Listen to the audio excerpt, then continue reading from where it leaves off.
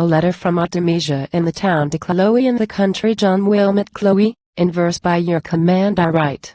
Shortly you'll bid me ride astride, and fight. These talents better with our sex agree than lofty flights of dangerous poetry. Amongst the men, I mean the men of wit, at least they passed for such before they writ. How many bold adventurers for the bays, proudly designing large returns of praise, who durst that stormy, pathless world explore, were soon dashed back, and wrecked on the dull shore, broke of that little stock they had before. How would a woman's tottering bark be tossed where stoutest ships, the men of wit, are lost? When I reflect on this, I straight grow wise, and my own self thus gravely I advise, dear Artemesia, poetry's a snare. Bedlam has many mansions. Have a care. Your muse diverts you, makes the reader sad. Consider, too, 'twill be discreetly done to make yourself the fiddle of the town, to find this ill-humored pleasure at their need, cursed if you fail, and scorned though you succeed. Thus, like an errant woman as I am, no sooner well convinced writing's a shame, that whore is scarce a more reproachful name than poetess, like men that marry, or like maids that woo, 'cause 'tis the very worst thing they can do. Pleased with the contradiction and the sin, methinks I stand and thorns till I begin. Why single quote expect at least to hear what loves have passed in this lewd town, since you and I met last. What change has happened of intrigues, and whether the old ones last, and who and who's together. But how, my dearest Chloe, shall I set my pate to write what I would fain forget? Or name that lost thing, love, without a tear, since so debauched by ill-breed customs here? Love, the most generous passion of the mind, the softest refuge innocence can find, the safe director of unguided youth, fraught with kind wishes, and secured by truth. That cordial drop heaven in our cup has thrown to make the nauseous draught of life go down, on which one only blessing God might raise in lands of atheists, subsidies of praise, for none did e'er so dull and stupid prove but fell to God, and blessed his power in love. This only joy for which poor we were made is grown, like play, to be an errant trade. The rooks creep in, and it has got of late as many little cheats and tricks as that. But what yet more a woman's heart would vex, 'tis chiefly carried on by our own sex.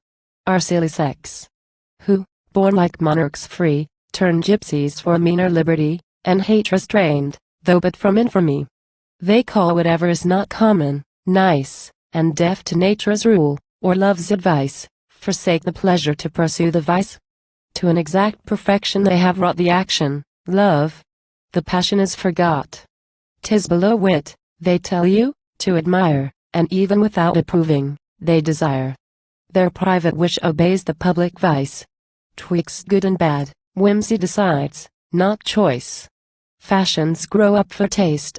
At forms they strike. They know what they would have, not what they like. Bovie's a beauty, of some few agree to call him so. The rest to that degree affected are, that with their ears they see. Where I was visiting the other night comes a fine lady, with her humble knight, who had prevailed on her, through her own skill, at his request, thought much against his will, to come to London. As the coach stopped, we heard her voice, more loud than a great-bellied woman's in a crowd, telling the knight that her affairs require he, for some hours, obsequiously retire. I think she was ashamed to have him seen, hard fate of husbands. The gallant had been, though a diseased, ill-favored fool, brought in. Ampersand quo. Dispatch, ampersand quo. Says she, ampersand quo. That business you pretend, your beastly visit to your drunken friend. A bottle ever makes you look so fine. Methinks I long to smell you stink of wine. Your country drinking breath's enough to kill, sour ale corrected with a lemon peel. Prithee, farewell. We'll meet again anon ampersand quo. The necessary thing bows, and is gone. She flies upstairs, and all the haste does show that 50 antic postures will allow, and then bursts out, ampersand quo. Dear madam, am not I the alteredest creature breathing? Let me die, I find myself ridiculously grown, embarrass you with being out of town, rude and untaught like any Indian queen, my country nakedness is strangely seen. Ampersand quo. How is love governed, love that rules the state, and pray, Who were the men most worn of late? When I was married, fools were lamoed. The men of wit were then held incommode, slow of belief, and fickle in desire, who, ere they'll be persuaded, must inquire as if they came to spy, not to admire. With searching wisdom, fatal to their ease, they still find out why what may, should not please. Nay, take themselves for injured when we dare make them think better of us than we are, and if we hide our frailties from their sights, call us deceitful jilts and hypocrites. They little guess, who at our arts are grieved, the perfect joy of being well deceived. Inquisitive as jealous cuckolds grow, rather than not be knowing, they will know what, being known, creates their certain woe. Women should these, of all mankind avoid, for wonder by clear knowledge is destroyed. Woman, who is an errant bird of night, bold in the dusk before fool's dull sight, should fly when reason brings the glaring light. Ampersand quo.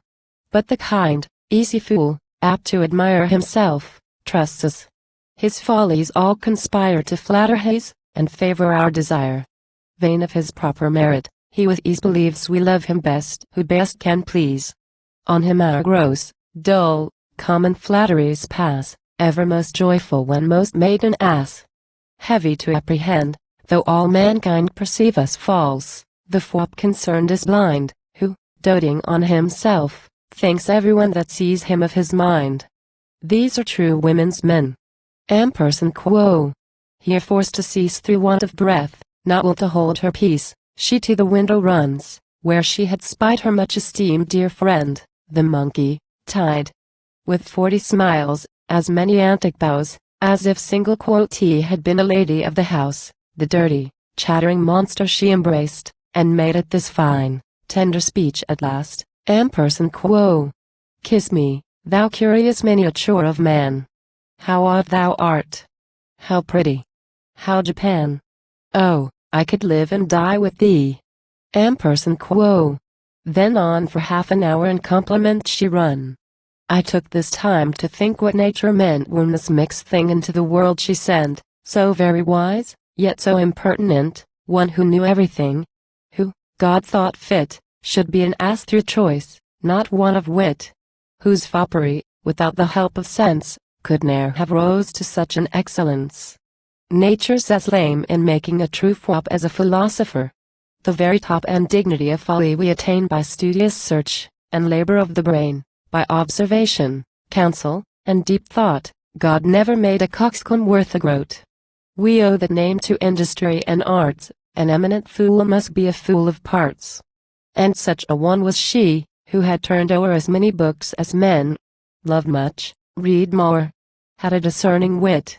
To her was known everyone's fault and merit, but her own. All the good qualities that ever blessed a woman so distinguished from the rest, except discretion only, she possessed. But now, Ampersand quo.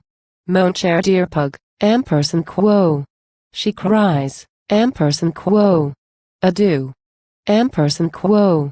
And the discourse broke off does thus renew, Ampersand quo. You smile to see me, whom the world perchance mistakes to have some wit, so far advance the interest of fools, that I approve their merit, more than men's of wit, in love. But, in our sex, too many proofs there are of such whom wits undo, and fools repair. This, in my time, was so observed a rule hardly a wench in town but had her fool. The meanest common slut, who long was grown the jest and scorn of every pit buffoon, had yet left charms enough to have subdued some fop or other, formed to be thought lewd. Foster could make an Irish lord in Oaks, and Betty Morris had her city coax. A woman's ne'er so ruined but she can be still revenged on her undoer, man. How lost soe'er, she'll find some lover, more lewd, abandoned fool than she a hower. Ampersand quo.